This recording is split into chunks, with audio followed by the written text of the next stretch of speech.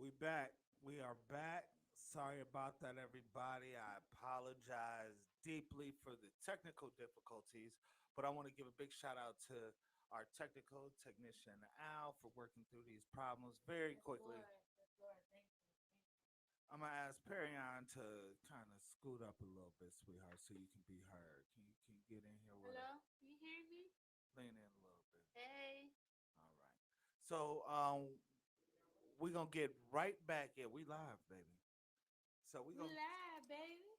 we're gonna try to get back on track.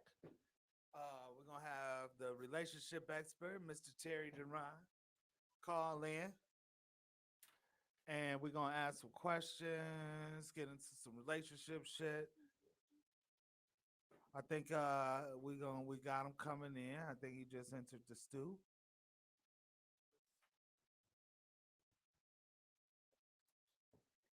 Gang, what we talking about today, though, bro? Talking about, I told everybody talking about told everybody once we talking about Floyd Mayweather, the coronavirus, Floyd Mayweather's baby mama, Corey Feldman's documentary, the rape, the rape of two Corys, um, Harvey Weinstein's sentence, and Proswell from the Fugees, his arrest. You remember? Yeah, he was in Ghetto Superstar. I love that song, man. That was a really good cut. With Maya. Right, with Maya. With Maya. He owes $125,000 in child support. So, ooh, sticky. That's a sticky. Yeah, that's a sticky wicket. It's very sticky wicket. No. He said he lost $75 million to the IRS.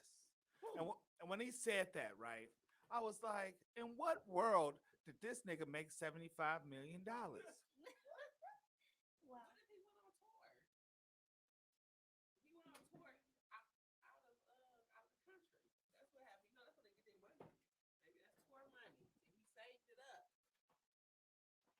Really? 75. He had 75 million. The nigga got a watch collection. From my understanding, Proswell's watch collection is something to behold, if you will. Yes, it is.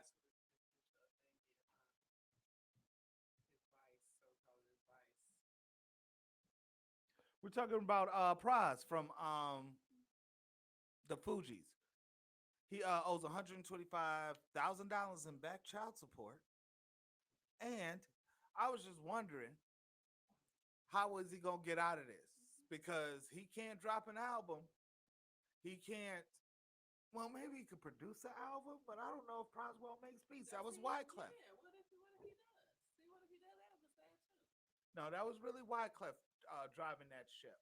So I don't think that would really happen. So Oh, we're talking about Devon. Good looking, man. Appreciate it, man. We talking about Proswell from the Fuji. okay, we got Terry calling in. All right, about to get it popping. Let's get it going. Okay, let's see if it happens. Let's go. Get live. Connect that shit. Connect that shit. What's up, man? What's going on? Can y'all hear me? Yes, can you hear me? Yeah, I can hear you now. Okay, you can hear us now. Sorry about Thank you. For your patience, Mr. Terry. Real G fucked up. Real G fucked up, man. Hold on. Matter of fact, hold on. It's let me go get my speakers real quick so y'all can so my followers will be able to hear y'all. Okay, definitely. Go grab them Hold speakers. on. Grab the speakers and shit. Right. Well, we got Terry Deron on the show today. We're gonna get into the relationship stuff. We're gonna talk about online dating. We got the ladies here to give us their perspective. It's probably gonna be 90% wrong, but they can definitely chip in and say words to fill the air to help us while we get into this. The real. I'm not saying that y'all not, smart Alex, because y'all definitely are. But I'm kind of the smartest. So of the smartest. Terry, we took a test. Terry, I don't know if you knew this. We took a test to see who the smartest of the smart Alex was. We didn't see the smartest one. Nobody took this test. It was a standardized test. Only person that took this test. All right, let me see. Can y'all? Is there any way y'all can turn up y'all's volume on y'all end? Cause y'all coming in low. Coming in low. How about that? Yeah. All right. Yeah, that's I'm better. That's good. more. Yeah, you good. Okay, yeah. We got our technician Al working Thank overtime. You know what I'm saying? He was on the front line trying to build a serum for the coronavirus. So we was able to take some time and help us with the show today. We thank Al for doing that. But you're a relationship. Would you consider yourself a relationship expert? Man, that. It's the title's kind of. I guess you could say. I think guru is a better description because I don't have any formal training. I'm not a licensed therapist. I'm not a life coach. Anything of that nature. Okay. However, the word guru means someone with an extensive amount of knowledge on a particular subject. So when you look at it from that perspective, then I definitely fit the definition. I was a hoe for a long time, so should I guess you if thoughting was a degree, I'd have a master's degree in being a thought.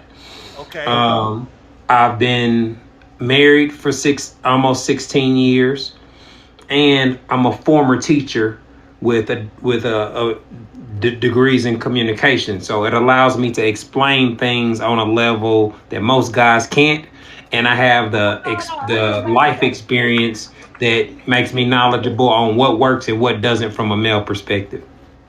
Okay. Okay. So we got Terry, the guru of relationships, with us. We're about to get into some stuff. So we're gonna talk about online dating. All right. Let's start there. Facebook dating. Should you do it? Should you not? If you do, how should you do it? Let's get into it, Terry. Because Facebook dating Well, is true.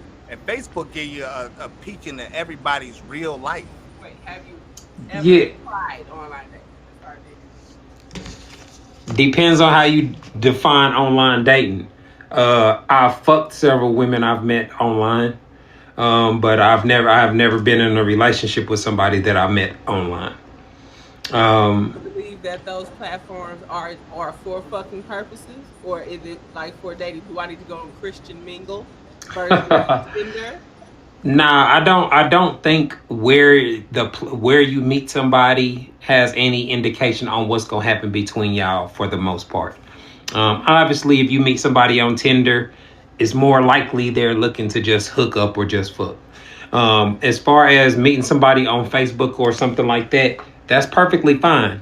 You never know where you gonna meet the person that you end up with. That's part of the beauty of it. You can meet somebody unexpectedly that changes your perspective on dating, relationships, etc. So it's very possible for you to meet somebody on Facebook. Y'all flirt in the comments or whatever, slide in the DMs, and then a conversation ensues that leads to an exchange of phone numbers, that leads to an invitation to go eat somewhere, that leads to, you know what I'm saying? Like, that's the only way any relationship can start. One thing sparks an invitation or some type of communication to keep the relationship progressing forward. And that can definitely be established through Facebook. Now, matter of fact, for graduate school, I actually did a research project involving Facebook and the impact that it had on the number of women that a man had sex with. And so I was able to prove with my graduate statistics in my statistics class that just a man being on Facebook increases the amount of opportunities he has to have sex, whether he's in a relationship or not. So to think that it couldn't lead to some actual relationships, I mean, obviously there are lots of people that meet online. It's. I think it's a little more difficult than meeting in real life, though, because it's easy for people to flex and fake to be something that they're really not on social media. I What would you say some of the dangers would be in online dating apps and Facebook dating and stuff? In this white man climate, are still in the Well, world. I only think it's gonna really it obviously it all the dangers that come with human interaction. Period. Somebody could be trying to rob you, trying to set you up. That you could be dealing with a murderer. Like all those things are possibilities. They possibilities with a coworker. You know what I'm saying? Like so, the normal danger that comes with regular society is still there. It only becomes a problem when you rely strictly on social media or strictly on text where you're not able to that's just that should just be the place where y'all met. You know what I'm saying? Like if it don't progress to where y'all hanging out and doing stuff in real life, then that's not something that I think a person should be putting a whole lot of energy in. You know what I mean?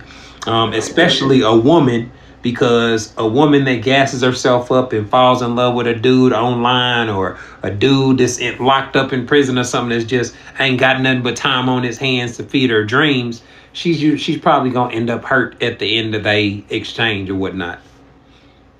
I believe that men use those types of platforms to avoid actual dating. Do you think that's true? Well, how do you define actual dating? I define dating by two people that have a romantic interest in one another, dedicating one-on-one time to figure out whether they like the person enough to take it to the next level. So whether that's talking on the phone, hanging out in person, etc. So I guess it depends on how you define actual dating. On what my response would be. Okay, I feel you. So courting more so, I guess. I feel like the like I said, I feel like the app is just go you just going straight to the sex meeting. And like you said, it could be a coworker. And so the platform is really not as relevant, but I just feel like they use that now as a lazier form of dating. Well, you just mentioned the word courting. Courting was something that happened like back in the day where marriage society was real dependent on marriage, and people needed to have a family structure in order to survive. So men would approach dating with a "I hope she marries me" type of attitude.